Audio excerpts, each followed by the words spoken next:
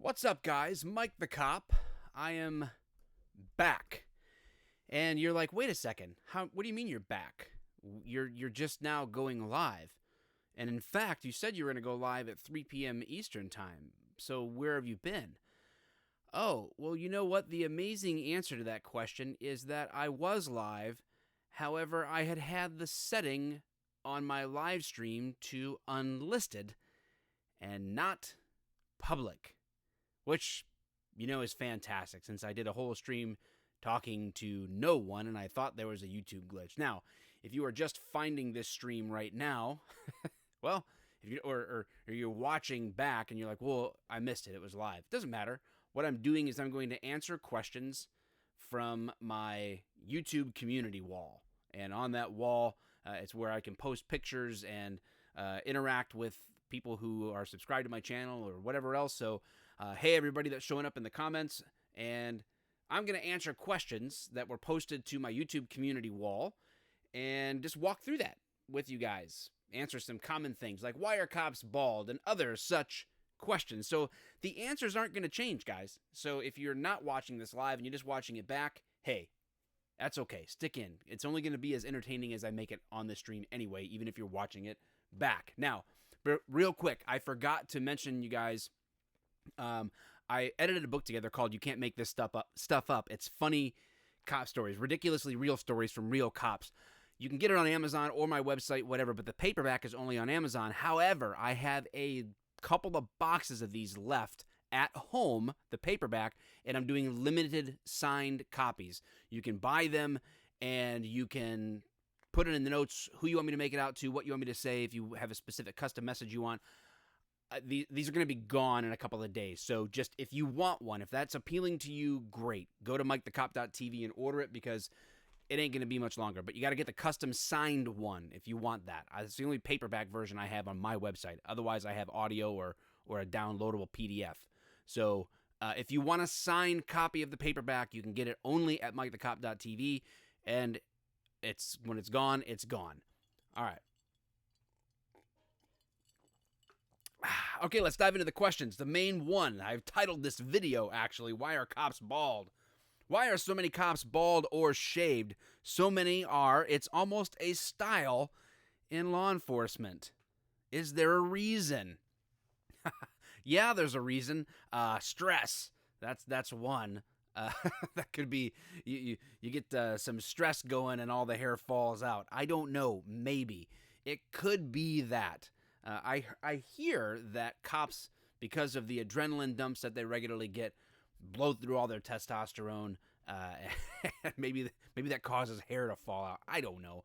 I do know that if you get a guy with like the side shaved and high and tight or these tight little parts, man, you're getting a ticket. Doesn't matter. 1 mile an hour over, that's a ticket. So watch out for those guys. The bald guys, they're all normal. We all look alike, though. That's the funny thing about stereotypes, guys, is in a lot of ways, they're true. So even of cops, they can be true. So all cops are bald guys. I guess it can be true. But you know what? I'm going to tell you why I think, honestly, it's like that. I'll tell you why it's like that for me. Well, for me, it's sort of two reasons. One, at this point, my hair would be just stringy. Just long, stringy, see-through hair because I'm legitimately losing my hair. So that's one reason. But early on, even before I was a cop, I shaved my head. Why? Because I work enough as it is. So why waste time at the barber? Just get it over with. It's cheap. Just run the clippers over. I paid $40 for a set of wall clippers like 8 years ago, and that's all I've ever paid for haircuts. It's simple. I think the only time I've paid for a different haircut is when my daughter's wedding. I went and got a razor shave on my head. So it just saves time, guys, even if you're not a cop. But hey, again, watch out. You get the high and tights, you're getting a ticket. Okay, it's mostly troopers, but you usually don't see their hair because of their big fancy hats.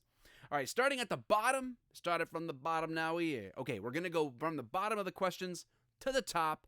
Again, these are questions that were asked on my YouTube wall, the community wall on my YouTube account. So bonus to those who have interacted with me there, because now you're getting your questions answered. Let's talk about ghost guns. I love to build them, says Ralph Cooper. Well, Ralph Cooper, you build away, son. The less gun laws, the better. More ghost guns, the better. Bring them on. Build them all. I don't care. Christopher Schaefer says, have you seen this video about not talking to police, and what do you think about it? He posted a link there on my community wall if you ever want to go back and read it. Great. It's a 46-minute video. I didn't watch the whole thing. I buzzed through parts of it. There was a former defense attorney, now a law instructor, maybe professor, and a former cop, military guy. They were talking about the Fifth Amendment. And listen, doggone it, if you love the Constitution and you love your rights, then flex on 'em, man. Constitutional muscle. Great. Just don't confuse your constitutional right against self-incrimination with where there is actual obstruction from not answering. There are situations legally. Seek counsel, though, from your attorney, where you may be obligated to answer questions, or you could be obstructing. So just you got to know where and when those things exist, and don't confuse opportunities or situations where you cross paths with law enforcement officers and you're required to provide ID. I have a video on that kind of a thing. So just don't confuse those two. But hey, man, go after it. Let's see. I'm going to get interrupted by super chat questions here, but CJ LaChapelle, I am going to get my first gun soon. What is the best first gun? CJ, the best first gun is go try them. Go, if you have friends that own firearms, or go to a range that lets you rent guns, and whichever one you shoot best with and feel comfortable with. That is my recommendation. Diedrich, Prince of Smash, do cops still enforce laws against witchcraft? I don't know. I don't think so. That's like one of those, like, you can't pet your alligator on Sunday sort of laws or something. Those are outdated. I don't know. No. Do all caps have seedy dungeons, Mike? Says Martin. I don't even know what that means. I'm afraid to ask. Bring out the GIMP. Is that where they keep Donut Operator? I don't know. Thank you for the super chat. Moving on. Have you ever had to use a taser in the line of duty? Absolutely. Random name. I have used a taser, I'm going to guess, somewhere between 40 and 50 times in 10 years. That's my guess. And I've seen it used more than I've used it too. So I've been involved with a taser incidents over 50 times, I would guess, in my career. In fact, 2 of those times, same partner, double tasing, where we both had our tasers out and we both deployed our tasers on the same subject at the same time, because that was just where the situation was going. Fancy. Did it hurt him anymore? No, it didn't, because it doesn't matter. You can have 20 of the prongs in you, and outside of the prongs with the fish hooks being in you, still the same 50,000 volts. So no worries. Adam, it was nice to meet you too, buddy. Okay. So yes, I've used my taser. Zach wants to know, what are your thoughts on the Troy cops being disciplined for stealing firefighter snacks? Hey, you know what, Zach? I don't know if this is real or not. Troy police in Troy, Michigan, it's north of Detroit, they are really good at being on social media and being active and involved. I don't know if this is a hoax or not. It's awesome either way that firefighters broke into a locked area, or police officers broke into a locked area of the fire department and stole their snacks. That's awesome. I hope that it's all in good fun. I really hope that these guys didn't legitimately steal something and get disciplined. I mean, you lose your job for legitimate theft. So I have to assume that this is like a little bit of back and forth with the police and fire department that I hope is in good fun, and is kind of like, yeah, you put disciplined and snacks in quotes. I don't know what's going on. Firefighters get all the food and get to make the food and have the snacks, and I don't know. I haven't looked into this. I need to text somebody from Troy and find out, is it real or is it not? I'll keep you guys apprised. So keep your eye on my YouTube community wall, and I will mention it there, what my follow-up investigation shows. But how funny is that? I love it. Hopefully it's all in good fun, though. Raven Starver says, research and thoughts on this video. Officer shoots before jumping in front of the car, or maybe for a better angle. Driver has a gun, too. I did not click this YouTube link, so I don't know which video. I'm assuming that you are referring to a shooting out of the South. I don't know if it's Arkansas, Alabama. I think it was an A name, where an officer is firing his weapon through the windshield as he's saying he's getting hit by the car, or the car is trying to hit him. I saw a thread on a Facebook group that I'm a part of where there were cops talking about back and forth. There are multiple angles. From one angle, it looks like he's unnecessarily going toward the car, and there's another angle where it looks very clearly that the car seems to be intentionally moving to hit him. I haven't seen the video. I saw the back and forth. So I'm not really in a position at this point to break that down. Maybe it's something that later this week in a video I can break down. I don't know. Maybe Donut has. I haven't watched a Donut in about a week or so, so maybe he's covered that. He usually beats me to the punch on the news stuff as it is anyway. So that's all. Raven Starver is the comment, so if you go to the YouTube wall after this video, you can see that and see the video for yourself. Have you ever been bribed? Writer Suemori wants to know, have you ever been bribed, or has someone ever tried and brib you? Has someone ever tried and brib you? No, actually. Maybe jokingly, someone's like, hey, do you want to, if I get you a box of donuts, can we forget about this? Okay, give me your thumb. I need to get your fingerprint. Just back and forth normal banter, but I've never legitimately been offered a bribe, actually. Moving on. Painter Steve 1970. He would like to know, why is it so hard for law enforcement to get online when they see patriots getting upset about things like the the Bundy situation, etc., speaking out and trying to squash it before it becomes a standoff? Because these men are patriots and are trying to do the right thing. If the man behind badges are also patriots, will they step up and make a platform for this to be dealt with properly instead of with the blood of Lavoy Finicum and others who are just trying to do what must be done, or all is lost? Question. I speak as one of those men. I pray we find a way. Well, you know what? I don't really know what the question is, to be honest with you. I'm not well versed in the Bundy situation, so I can't speak to the details of that. I would say this, that during that time, I do know there were law enforcement officers around the country saying that they didn't think what was happening was right from a law enforcement perspective. So sometimes we have to kind of walk away from our camp a little bit. Sometimes inside our own camp of thought, it gets really loud and we're focused on that. So much so that we drowned out voices that are speaking in ways that could bridge some of those gaps and find a way forward. As you say, find a way. I pray we find a way too. I just don't know enough about this particular situation that you're referring to really speak as to how we could have done that better in that situation. Maybe it's something I should look into for the future. You look back at like a Waco kind of a thing, and you don't want disasters like that. I think it's bad for everybody involved, and I think to be true patriots means that we're all committed to follow the intent of the framers of this country and our Constitution. So, Kentucky Brandon, $9.99 super chat. Thank you. Hey, Mike, where's the bullet bourbon? Hope to send you a care package this week. I would appreciate a care package. Thank you so much. And, man, maybe some bullet later tonight when Dave and I are recording a podcast. It's maybe. I don't know. All right, moving on to the other questions. Jameson Bryson, what to do when a cop with an absolute terrible attitude, alpha male usually, I am God and can treat you like expletive because I have a badge and will throw you in jail if you backtalk me just once kind of attitude, pulls you over for minor traffic offense? Oh, great. Great question, Jameson. I guess my best solution to this is, my best advice is, when dealing with any butthole, cop or not, you aren't in control of their words, their actions, and their attitudes. You are only in control of your own.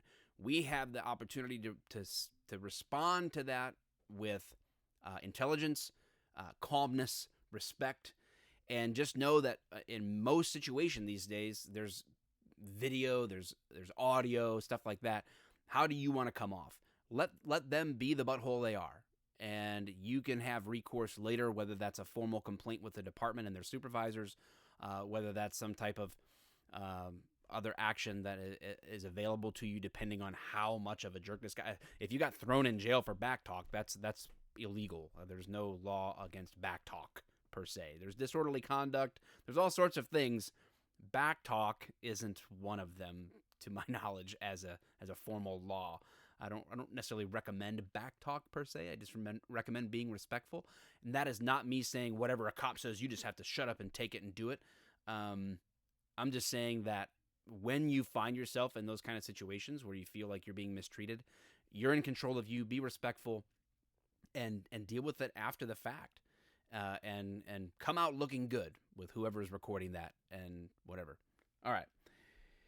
John says, Donut Operator, and you should do a buddy cop show comedy. He should have top billing as he has more subscribers than you. Just saying. I love Donut. One of my favorites. And yeah, it'd be awesome. He did that show on Vet TV. I wasn't able to be a part of that recording. I couldn't make it with my schedule. It would have been awesome to team up with him in that. What was that old show? Bosom Buddies, right? Maybe Donut and I can dress up like women in order to get a good deal on an apartment and subleases and our shenanigans as women. That's my proposal. That's my proposal. Yoakum says, I need some moderators. Yeah, I have moderators sometimes, but I went live without them, so whatever. What are you going to do? All right, Dustin, super chat. Thank you. Got a favorite model of handgun, rifle, or shotgun? My M1 carbine is formerly from Detroit PD. Awesome. My favorite all time is probably the Glock 19. I'll say that. And there's all kinds of rifles. Right now, my Seekins Thunder Buddy rifle is my favorite. The trigger assembly on that is just the best trigger I've ever had in a rifle. So I'm loving that. Crazy Taco with the super chat. Hey, Mike, what is your all-time favorite gun that you ever shot? Plus, will you ever hang out with people from Black Rifle like Matt maybe one day? Well, I've hung out with people from Black Rifle. Spent time out there. Was on the Drinking Bros podcast with Matt. So yeah, I mean, I have a video idea that we pitched with Matt, and if I can just go to San Antonio again, maybe we'll film it. But yeah, good guys out there. So there you go. That's my all-time favorite gun that I've ever shot. I don't remember the name of it, but it was at a Leviathan shoot in Florida that we did in December. I think it was December, but man, it was awesome. And it was a Seekins build, and it was on a tripod. And whatever gun that was, man, I just don't remember what it was, but it was awesome. Best firing gun. It was, especially using the tripod, it was a blast. So, but I don't remember the names. I'm not too much of a gun nerd per se. Someone says volume is kind of low, just FYI. I apologize for that. When I'm looking at my levels, I am in the yellow, so I don't want to go any higher right now. All right. Donut Operator, bottom line is bring out the GIMP, and we'll dress like women and get cheap apartments and make a comedy out of it, I guess. What is the best tactical knife to get? I'm not the guy to answer that question for you. I'm not a huge knife nerd or whatever. I don't know. I'm not super knowledgeable about knives. I just want to be able to cut things with them, whatever they are. And honestly, for the 10 years on the job, I have used two knives. I have a regular one that I have in my uniform and one that I carry back and forth to work or swap them out, whatever. I have two. I've used only two at work, and they are SOG 2 flash knives that I got at like Lowe's for like $40. Serrated and fast, efficient, durable. Never had a worry. I only wish that they made that with, and maybe they do now, it's been so long, with a window punch on it. That'd be great, but I have a window punch on my Streamlight flashlight, so when I am at work, it's not an issue anyway. I'm going to get into the car or whatever with a window punch on the flashlight. Not of this world super chat. Ever shot a Chapa Rhino? Awesome. I have not. Okay. Moving on. Bella Enigma 15 says, as a police officer and being subject to some truly terrible crimes, do you feel you fear more for the safety of your family than you would were you a civilian? Is that why you and your daughter have such an interest in self-defense? P.S. You've got an amazing girl there. Certainly wouldn't want to mess with her. Thank you very much.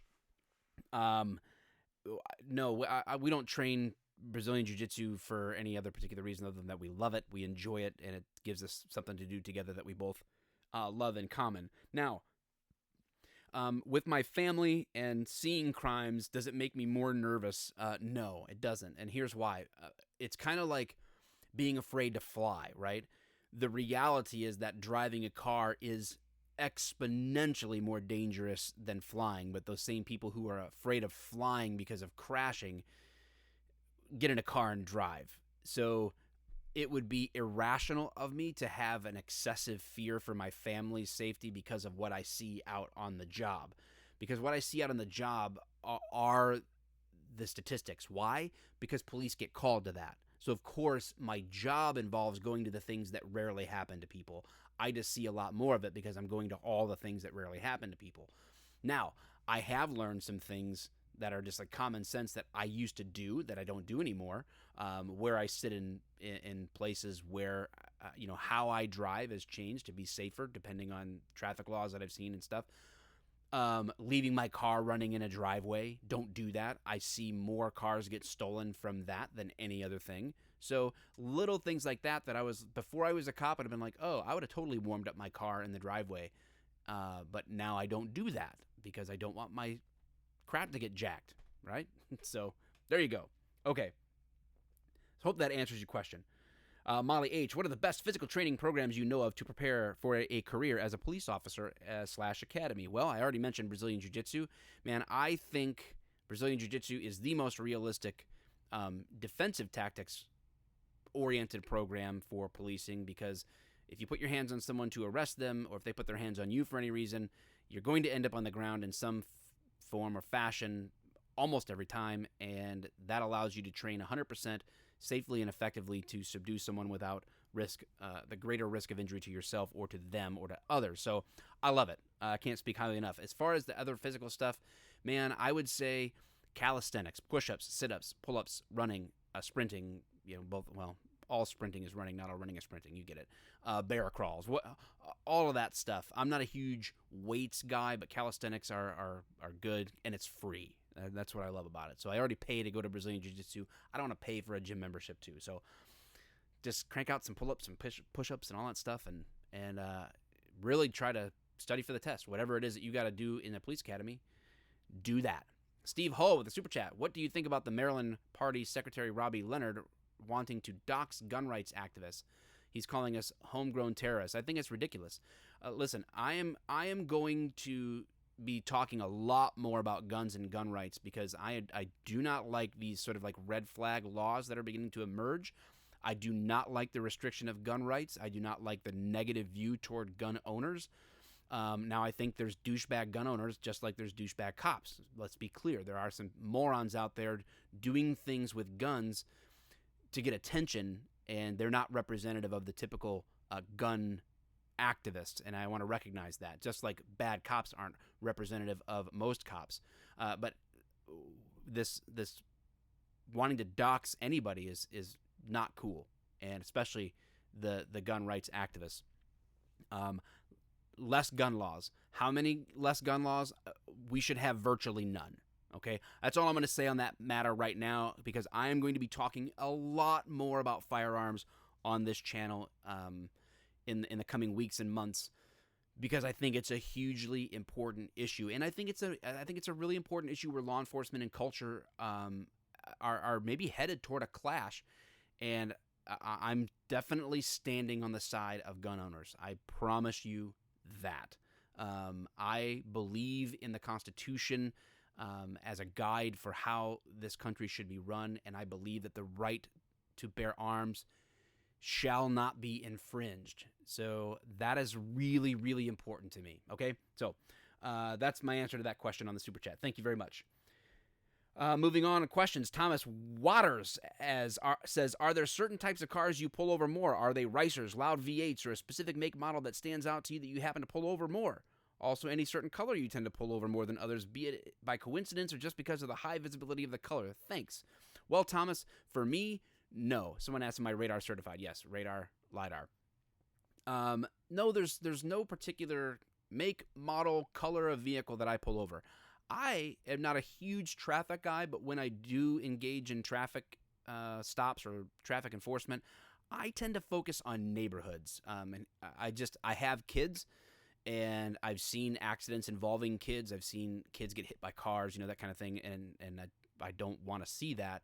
And I think neighborhood traffic enforcement is probably the closest to my heart. Speed, stop signs, yield signs, not careless or reckless driving in areas where kids are going back and forth to school, playing outside, on the way to and from activities that are in their community, where they're walking or biking, that kind of stuff. So that's kind of like my thing. Thank you, Lorenzo, for the super chat.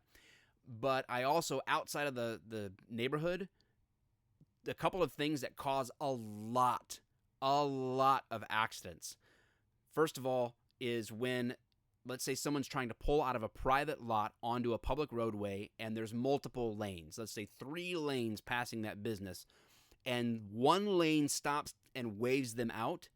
That is impeding traffic. You cannot do that. That is against the law. It's a traffic violation, and then that car pulls out. Well, if people traveling in the other lanes didn't agree to let you out, right? They don't know. They don't see you. They hit you. You think it's their fault because someone was going to let you out. I see so many accidents from that, probably more than any other form of traffic crash. So I will stop the people that are stopping and letting people out and educate them on that. Rarely will write a ticket for that unless there's some reason that I needed to, but I'm trying to educate people on that. And then traveling in the left-hand turn lane. Guys, the left-hand turn lane is called the left-hand turn lane for a reason. It's not the merge lane. It's not the hangout lane. It's not the get to the intersection faster lane. It's the left-hand turn lane, so I will enforce that. None of those things have to do with make, model, or color of the vehicle, so the answer that I gave you is long but is accurate, no. Okay? The Native give a $5 super chat. Thank you very much, sir. All right. I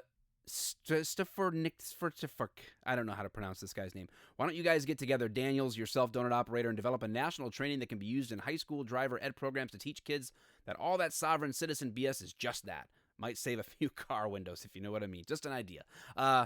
Man, you know what? I just don't feel like sovereign citizens are the kind to be interested in wanting to be okay with getting pulled over or dealing with the police. I don't know. I don't see them being too keen on that education. I don't know. Sovereign citizen parents not wanting their kids to be part of that, I guess. Plummet, thank you for the super chat. Keep up the great work, fellow Michigander here. Hey, good to see you out in the mitten. Thank you. Next, Shadow Knight. Worst child welfare call you ever encountered or heard about? Well, off the top of my head, remembering the worst or best of things isn't always that easy. But, I mean, I've definitely been in situations where kids are living in conditions where there's narcotics and unsecured weapons, and their parents are strung out while they're roaming around the house with animal excrement, toilets that are loaded and unflushed, and the house hasn't been cleaned in years. There's no food there. Just horrific conditions that no kid should have to endure. It's terrible. And it sucks when you have to kind of make the decision to call Child Protective Services. I don't like Big Brother. I don't like the government, but sometimes, like, how do you handle that in a community? It's a tough line to walk. Fortunately, I don't have to make the decision. If Child Protective Services thought I was wrong, well, then it's not on me. It's hard. It's hard. Those situations are hard. Those things kind of like stick with you when you think about the tough parts of the job. Somebody else asked another question. What's some of the harder parts of the job? Well, seeing the bad stuff all the time, you have to be reminded that that is all that's typically what you have to deal with. So it's not that easy, but there you go. Kevin Klemp, a super chat. What do you think about no-knock warrants? I think that there needs to be a place for them, and I think that the criteria for a no-knock warrant has to be clear. I think there's a lot of leeway with judges. I think a judge in Kansas is going to give a different answer than a judge in West Virginia versus New Hampshire versus Vermont versus California. In the justice system as a whole, I believe judges have a massive amount of leeway that creates a massive amount of inconsistencies, from warrants to sentencing. Do I have the perfect solution for that? No. Do I believe that there are situations for officers that are really, really important to have no-knock warrants? Absolutely. But I think they have to be able to demonstrate those circumstances in a good way.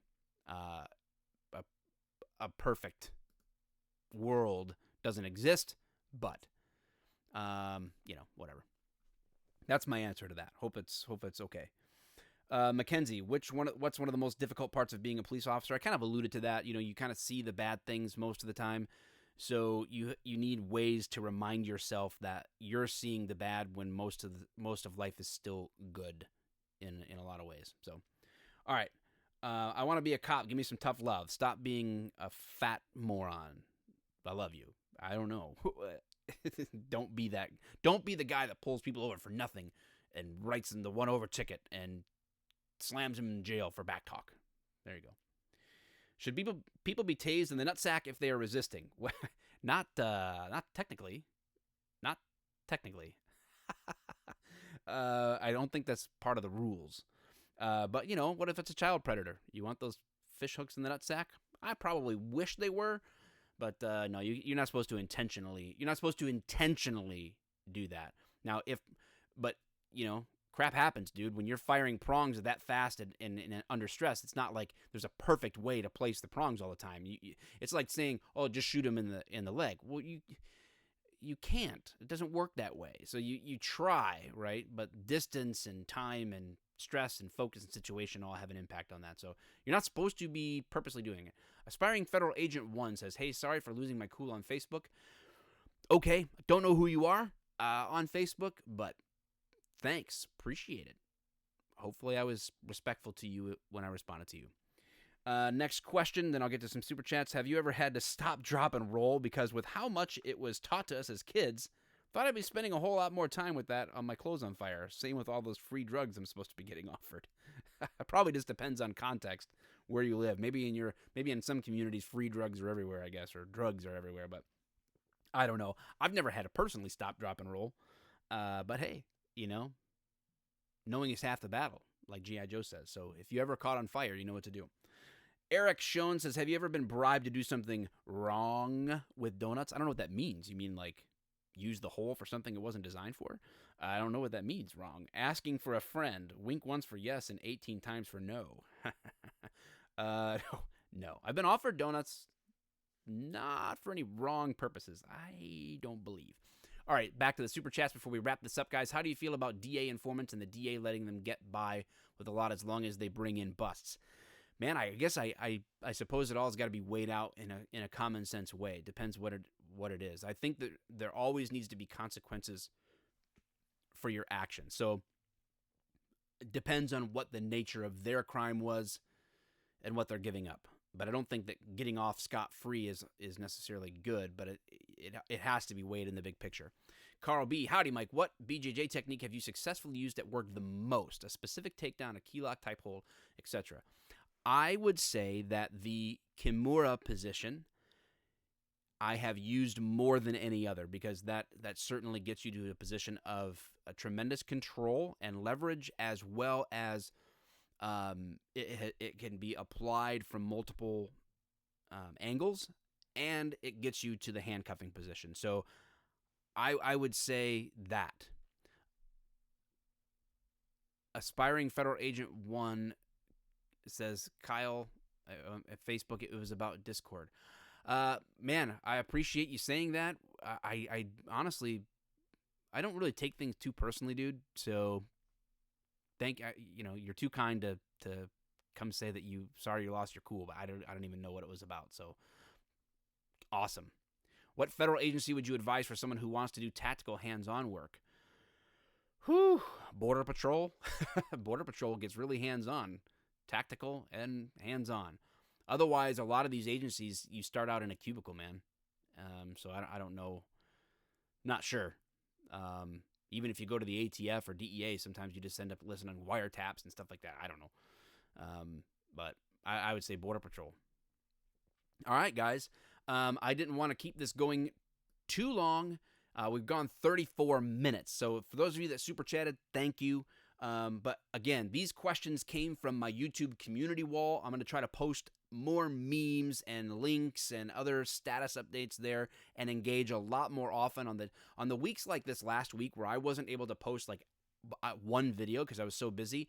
I still have time to post on my wall, and I need to be better about that. So you can always go check out the community wall on my account if you're a dedicated person. And don't forget, if you want a signed copy, very limited, I have like a box of these sitting upstairs. I can sign them with a custom message, put it in the notes when you buy it, MikeTheCop.tv. You can get the paperback on Amazon anytime you want, Kindle, audiobook on my website, PDF download on my website.